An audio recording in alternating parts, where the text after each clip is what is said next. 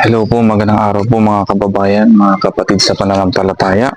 Isa na naman pong talakayan ng ating pong pag-uusapan sa oras po na ito. At meron po akong isang video na nakita sa Facebook na nagsasabing yung mga pare daw ang tunay na sinugo ng Diyos, hindi raw ang mga pastor sa pangangaral ng salita ng Diyos. At ang kanilang ginamit ay itong Psalms 132 verse 16. Ano po na kanilang ipinagmamalaki na dito daw po nakasulat yung utos ng Panginoon o yung salita ng Diyos na nagsasabing ang inutusan o ang sinugo ng Diyos para mangaral ng kanyang mga salita ay tinatawag na mga pari dito sa Psalms 132 verse 16. Ayon po sa ibang salin na Magandang Balita Biblia, ang pagkakasalin po sa kanila ay ang mga saserdote ay hayaang magsalita o ang mga pari daw ay hayaang magsalita ng tinatawag na pagliligtas. Ano po, hayaang magpahayag ng pagliligtas. So sa Magandang Balita Biblia, sa ibang salin ganoon na sabi. Pero dito sa aking salin sa Magandang Balita Biblia 132 verse 16, mga saserdote, papaghayaging ako'y nagliligtas, aawit ng madlang isisigaw sa galak. So makikita natin dito na so medyo malayo, wala po doon sa nakasulat. At dito naman po sa dito naman po sa dating Biblia na nakalagay po dito sa ating screen. Nasabi ito sa verse 16 ng 132. Ang kanya namang mga saserdote, sabi ito, ay susuotan ko ng kaligtasan. At ang kanyang mga banal ay magsisihiyaw ng malakas sa kagalakan. So, ito po yung kanilang inapanood ko na video. Hindi ko lang nga po na hindi ko nga lang po na kuha yung video na yun kasi biglang nagkaroon ng nagkaroon ng naglipat kaagad siya. Tapos hinanap ko, wala na. Tapos ang sabi dito sa Magandang Balita Biblia, kaya yun po hindi ko nakuha yung video. Sabi ito, ang kanya namang mga saserdote. Sabi ito talaga ay mga sinasabing mga pare ito. Pero ang sabi ito, ang kanyang mga saserdote ay susuotan ko ng kaligtasan. Nangangahulugan, hindi po ito ipinapahayag, hindi po inuutusan dito yung mga pare na magpahayag. Ano po? Hindi po dito inuutusan yung mga pare na sinasabi na kayo ang may karapatan sa Biblia at kayo ang sinugo ko. Hindi naman sinasabi ng banal na kasulatan na ang mga pare ang siyang sinugo para mangaral. Wala po dito. Ang sabi ito, ang kanya namang mga saserdote ay susuotan ko ng kaligtasan. Ibig sabihin, ang mga saserdote ang ililigtas ng Panginoon. Susuotan niya ng kaligtasan. Ibig sabihin, sila ay magiging tinatawag na subject ng pagliligtas ng Diyos. Ano po? Kaya nga kung ito gagamitin natin, wala nang membro ng Katoliko ang maliligtas. Kasi mga pari lang nakalagay dyan mga saserdote. Yan. Kaya pagdating sa kaligtasan, kung sila lang ang susuotan ng kaligtasan, ang mga pari ng Katoliko lang ang maliligtas. At kawawa naman yung mga membro. Ano po? Kaya kayong mga Katoliko, pumunta kayo dyan sa Katoliko tapos ang akala nyo maliligtas kayo. Kung ito gagamitin bersikulo nila na sila daw ang sugo ng Diyos, makikita nyo dyan na hindi kayo ligtas kasi mga saserdote lang ang maliligtas dyan. Ano po? Nakakalungkot. Tapos pagdating sa ikalawang bahagi nitong verse na to, at ang kanyang mga banal ay magsisihiyaw ng malakas sa kagalakan. Ano po? Kung makikita natin dyan, yung mga membro yung mga membro magsisigaw sa kagalakan. Paano sila magagalak? Saserdote lang yung maliligtas dyan. Ano po? Kung iisipin po natin sa English, tingnan natin sa English. Ayan, sabi ito, I will also clothe her priest with salvation. Nako po. Yung pagliligtas pala dyan is parang damit na isusuot sa mga pare. Ano po? Parang sila lang ang may kaligtasan. And her saints, sabi ito, shall shout aloud for joy. Paano nga magiging galak? Ibig sabihin, ang kaligtasan ay para sa lahat. Nangangahulugan, hindi mga pare ang tinutukoy dito, mga saserdote. Ano po? Dahil may mga saserdote, hindi pare, ano, na nagtuturo sa Katoliko. Ano po? Yung tinutukoy dito, yung mga banal na magsisigaw ng kagalakan. Ibig sabihin, lahat po ng tao yung tinutukoy ng mga saserdote po dito. Hindi lang yung mga pare. Ano po? Kaya yung kiniklaim nung isang sa video, ang nagsasabi, kiniklaim nila na sila daw ang inutusan. Yung mga pare daw, yung pastor daw. Walang abasa sa Biblia na yung pastor ay sinugo ng Diyos para mangaral ng salita ng Diyos o mag-preach. Ano po? So, tingnan natin sa salita ng Diyos kung talagang totoo yan. Ano po? May mga nakalagay dito. Ito, kaya nga pinamagatan ko siya. O, nagbigay ako ng title. Ang sabi dyan, pare ba ang sinugo upang mangaral ayon sa Biblia? Ayan. So, makikita natin dyan ngayon. Titingnan natin kung talagang totoo yung sinasabi ng mga nagtatanggol ng Katoliko, tatanggol sa aral ng Katoliko na pare lang daw ang sinugo ng Diyos at ang pastor daw hindi. At yun ang nakasulat daw dito sa Psalms 132 verse 16. Kaya kung titingnan natin, kahit saan mo tingnan, sa English o Tagalog, hindi naman nakalagay dyan na sinugo yung pare upang mangaral. Ang sabi dyan, susuotan daw sila ng kaligtasan. Ibig sabihin, sila ay magiging subject ng tinatawag na kaligtasan. At ang kanyang mga banal ay magsisihiyaw ng malakas. Nangangahulugan, hindi yung mga pare dyan na nagtuturo ng salita ng Diyos yung maliligtas. Ibig sabihin, lahat po ng mga mananampalataya is ibinibilang po ng mga saserdote. Ano? Kaya kawawa kayo pag halimbawa, mga pare lang dito ang maliligtas, no? Kawawa lang kayo, mga membro ng Katoliko. Kaya sabi dito, lahat po, mga banal, nakalagay, mga banal na ay magsisisigaw ng malakas sa kagalakan. Bakit sila magsisisigaw? Kasi nga, sila yung ililigtas ng Panginoon, ng mga tinutukoy ng mga saserdote dito. Ano po? Yan po ang katotohanan. At, tingnan natin, kung talaga ba totoo yung sinasabi nila na ang mga pastor daw ay hindi nakasulat sa Biblia na sinugo ng Diyos. Kasi dito, ito yung kiniklaim nila, yung Psalms 132 verse 16, yan daw yung tinutukoy na sinugo daw sila ng Panginoon yung mga pari para mangaral. Ano po? So, napatunayan natin, wala naman dyan nakalagay. Ano po? So, maling, baka yung translation na binasa nila is pangliligaw. Ano po? Baka kanilang translation lang yun. Actually, wala naman talaga nakalagay. Kahit dito sa Magandang Balita Biblia ko, dito, luma na nga ito Ayan. Magandang Balita Biblia. Wala dito nakalagay. Ayan po, no? Wala dyan nakalagay. Kahit tingnan natin ng ulit-ulitin. Mga saserdote, papaghayaging ako'y nagliligtas. Ibig sabihin, dito, tinutukoy na maghayag sila na ang Panginoon na nagliligtas. Ano po? Pero napakalayo ng translation dito. Napakalayo yung dating Biblia. Kasi ang Magandang Balita Biblia, makabagong translation to ng mga Katoliko. So, yung yung iba naman, itong ating binabasa is mga dating sali ng Biblia. Yan, wala daw ba nasusulat sa Biblia na ang pastor ay sinugo ng Diyos? So, tingnan natin sa Biblia mismo. 2 Samuel 5:2, nakalagay dyan, sa panahong nakaraan ng si Saul, sabi ito, ay hari sa amin, ikaw ang naglabas at nagpapasok sa Israel. At sinabi ng Panginoon sa iyo, ikaw ay magiging pastor ng aking bayang Israel at ikaw ay magiging prinsipe sa Israel. So makikita dyan na si Saul pala ay naging pastor pala ng Israel. Ano po? Sabi walang pastor. Ano po?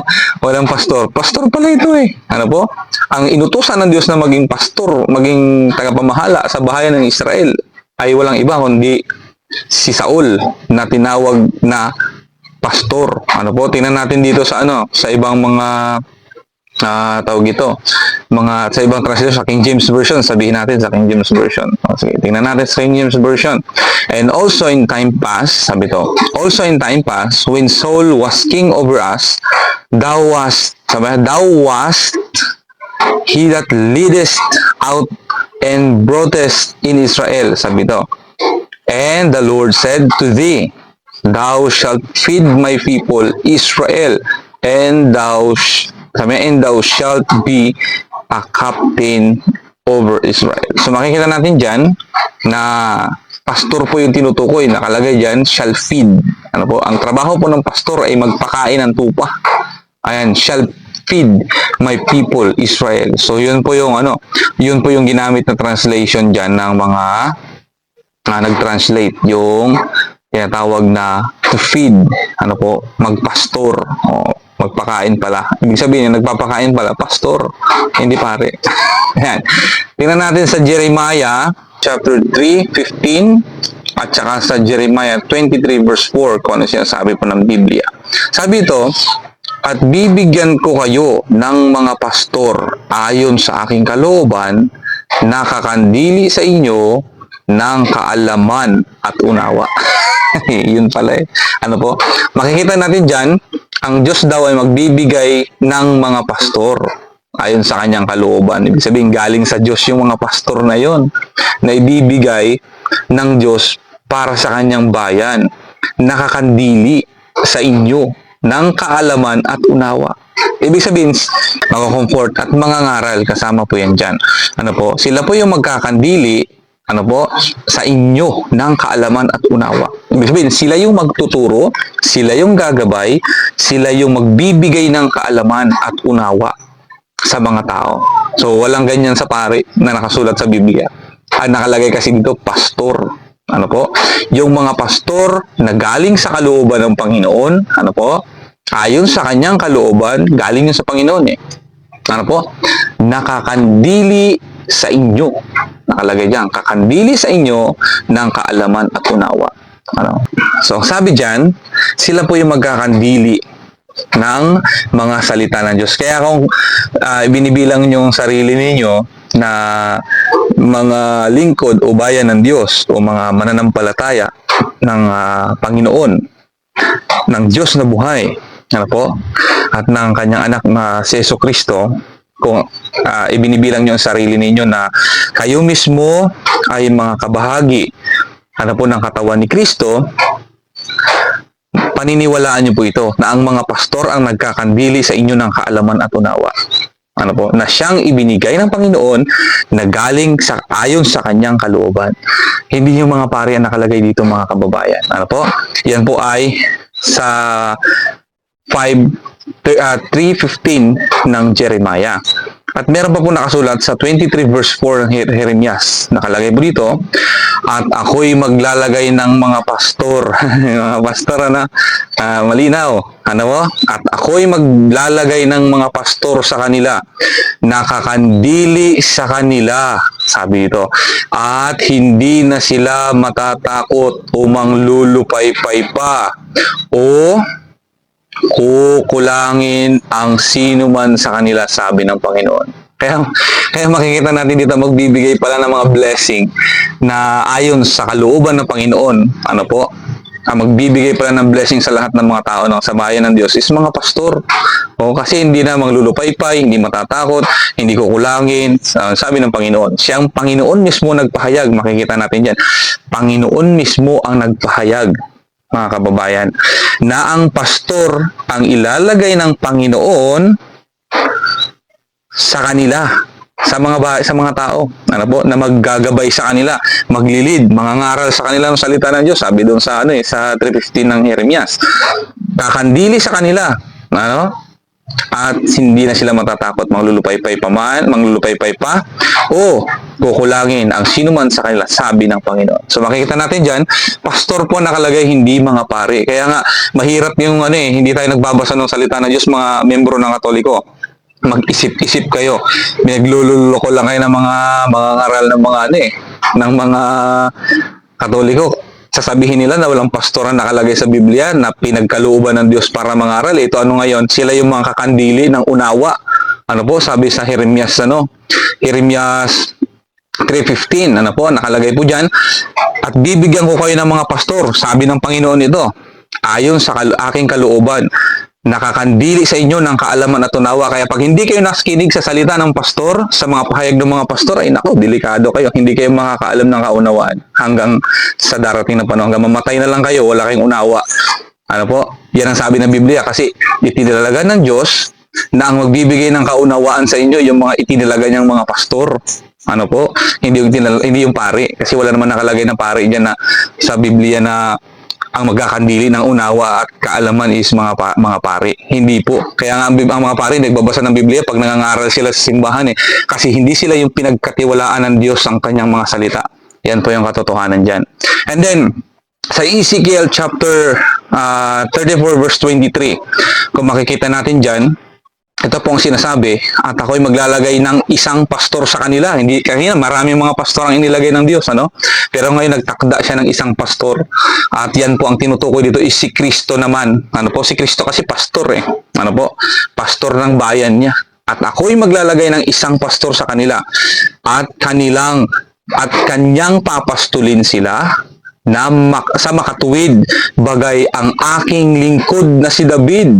Ayan, kanyang papastulin sila at siya'y magiging kanilang pastor. Ayan.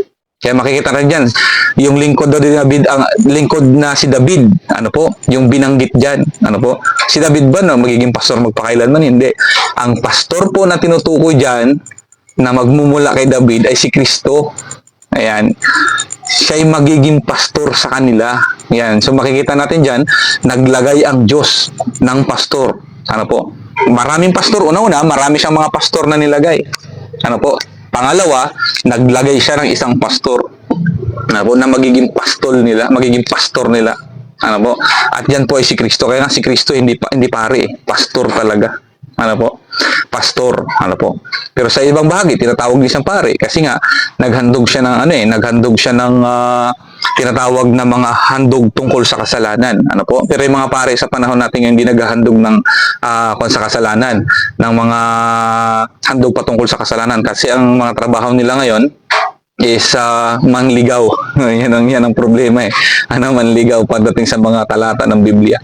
Hindi nila hindi nila ipinapahayag ng buo ang mga salita ng Diyos, kundi kung ano lang yung mga gusto nilang ipahayag. Ano po? Kaya kung makikita natin dyan, na si Jesus Christ is isang pastor mula sa bayan ni David, mula kay David mismo, lahi ni David, kung makikita natin diyan.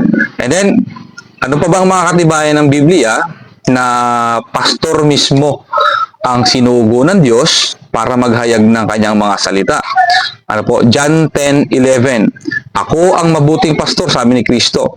Ibinibigay ng mabuting pastor ang kanyang buhay dahil sa mga tupa. Kaya kung makikita natin dyan mga kapatid, hindi pare ang binabanggit dyan na dakilang pastor. Ano po? Hindi pare. Hindi nabanggit dyan na dakilang pare. Walang nakalagay dyan na ang magbibigay ng buhay sa kawan ay dakilang pare. Kaya parang parang nung sinabi ng mga mga tagapagtanggol ng Catholicism na sinabi nila na hindi nakasulat sa Biblia na ang pastor ang sinugo. Para mangaral ng Biblia, ito pinapawalang bisa nila yung kasulatan na ito na si Kristo ay isang pastor na mabuting pastor nakalagay dito. Sabi niya, ako ang mabuting pastor. Mismo si Kristo yung sasalita sa John 10:11. Ibinibigay ng mabuting pastor ang kanyang buhay dahil sa kanyang mga tupa. Kaya nga napapawalang bisa dito yung sinasabi nila na ang mga pastor daw ay walang karapatan. Ang mga pastor ay hindi sinugo ng Diyos para mangaral ng salita ng Diyos. Nga lang, pati si Kristo napawalang bisa. Hindi pala nila kinikilala si Kristo na dakilang pastor. Kaya kung makikita natin dito, ay kasinungalingan yung pahayag na yan. Dahil ang magkakandili ayon sa Jeremiah 3:15, magkakandili ng kaalaman at unawa is magmumula sa pastor na ibinigay ng Panginoon. And then, sa Ephesians chapter 4, verse 10 to 12, nakalagay po dito kung sino yung iniwan ng Panginoon. Ayon kay Pablo, iniwan ng Panginoon mula nung umakyat si Kristo sa langit ang magngangalaga sa kanyang mga tupa. Hindi dito binabanggit pare. Tingnan natin ang Ephesians 4:10 to 12. Ang bumaba ay siya rin namang umakyat sa kaitaasan ng buong sangkalangitan upang kanyang mapuspos ang lahat ng mga bagay. At pinagkalooban niya ang mga iba, sabi to, na maging mga apostol. Yan, nandyan yung mga apostol, siyempre sila ang naghayag nito, at sila ang unang iniwan ng Panginoon para sa bayan ng Diyos, sa kawan ng Diyos, para mag-feed ng salita ng Diyos. Ano po? Mga apostol. Pangalawa, at ang mga iba'y propeta. Ayan. Kaya nung panahon ng mga apostol, maraming mga propeta naghahayag ng mga salita ng Diyos. At ang mga iba'y ibanghilista. Ayan. Yung mga naghahayag ng evangelistic message. Sila po yan yung mga evangelism na nagbibigay ng kaalaman. Actually, dapat ang apostol is evangelistic, may evangelistic message. Yung prophet, dapat meron ding evangelistic message na patungkol sa kaligtasan. Yun po yung ibig sabihin ng evangelist. Mga ngaral ka tungkol sa kaligtasan, hindi lang sa mga kung anong bagay na nakasulat sa Biblia, kundi especially yung mismong kaligtasan na ipinagkaloob ng Panginoon. Yan po ang trabaho ng evangelist. At ang mga iba'y pastor at mga guro. Ayan pala nakalagay pala sa Biblia yung iniwan ng Panginoon nung umakyat siya sa langit, sa kaitaasan para umupo sa kanan ng Ama, ay binigyan niya at pinagkalooban niya ang iba sa loob ng iglesia na maging apostol, propeta, ebanghilista, at ang iba ay mga pastor at mga guro. Yung guro na tinutukoy dito mga kapatid, katulad sa sinabi ko sa isang video, hindi po ito katulad ng mga teacher sa secular na eskwelahan. Ang profession nila is talagang pinag-aralan nila kung paano magturo o maging alipin ng DepEd. Ito ay maging alipin ng Diyos. Sila yung mga pastor at mga guro. Kaya makikita natin dyan, may connector dyan na ginamit ang yung at mga. Yan. Connector po yan na ginamit na yung pastor siyang magiging guro sa loob ng iglesia o sa loob ng simbahan. Hindi dyan nakasulat. Tingnan mo pakinggan nyo, tingnan nyo mabuti mga kababayan, mga Katoliko, walang nakalagay dyan na Santo Papa. Wala rin nakalagay na pare dyan. Wala nakalagay dyan na kung ano-anong mga inimbentong katawagan ng mga Catholicism tungkol sa kanilang mga leader. Wala po dyan. Nakalagay dyan, apostol, propeta, evangelista, pastor at guro. Sabi ito, sa verse 12, ang dahilan kung bakit sila inilagay sa loob ng iglesia ng Panginoon, sa ikasasakdal ng mga banal, sa gawaing paglilingkod sa ikatitibay ng katawan ni Kristo. Ayan. Kaya kapag hindi pastor ang iyong leader, hindi ka magiging sakdal sa iyong pananampalataya. At hindi ka rin makapaglilingkod patungkol sa ikatitibay ng katawan ni Kristo. Talagang magiging problema 'yon. Kasi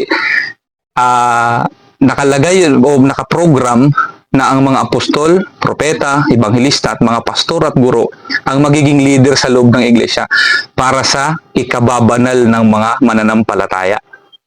Para maging prepare sila sa paglilingkod at maging maayos yung paglilingkod nila na ayon sa kalooban ng Panginoon. Kaya nga mapapansin mo ngayon sa panahon na ito, hindi ayon sa kalooban ng Panginoon yung paglilingkod ng mga pare. Bakit? Hindi nila ipinapangaral yung buong salita ng Diyos . Yun pa lang, bagsak na kaagad . Tapos sinabi ng banal na kasulatan na huwag gagawa ng mga larawan, kanila, pinahihintulutan nila. At nakasulat pa sa katekism na dapat lumuhod ka at sumamba sa mga larawan na yon ng mga santo. Pati di lang yung mga larawan, pati yung mga relikyas. Yung mga nadikit sa katawan ng mga banal na sinasabi nila. Ibig sabihin, pag kutsara, nadikit ng buhay pa, sambahin mo yon. Yung inidoro na tinaihan niya, sasambahin mo rin yun. Kaya nga lahat yun, dapat sambahin mo yun. Pag hindi mo ginawa yun, hindi mo sinunod yung aral ng katekismo, kaya hindi ka tunay na Katoliko. Yun po ang katotohanan dyan. Kaya nga mga kababayan, gamitin lang natin yung isip natin. Gamitin natin yung ibinigay ng Diyos na katalinuhan sa atin para malaman natin kung sino talaga ang tunay na ibinigay ng Diyos sa loob ng iglesia upang magturo ng kanyang mga salita. Sa makatuwid naman ay mababasa natin dyan na mga pastor po ang nakalagay. Kaya nga mga kababayan, salamat sa inyong pagbibigay ng suporta sa atin lagi. At kayo po ay sana ay makatuklas ng katotohanan at lahat ng mga kababayan natin is hindi maligaw ng relihiyon. Actually, ang relihiyon, hindi naman malaking bagay yan talaga. Yung aral ang pinakamalaking bagay. Kasi pag mali ang aral, hindi ka maliligtas. Ano po? Kaya nga, sa mga pastor po yan ipinagkatiwala, hindi po sa mga pare. Kaya ang sinugo ng Diyos, ayon sa Biblia, hindi po mga pare, mga pastor. Ayan po, maraming po salamat at naway pagpalain po kayo ng Panginoon sa mga kayong dako naroroon. God bless po sa lahat.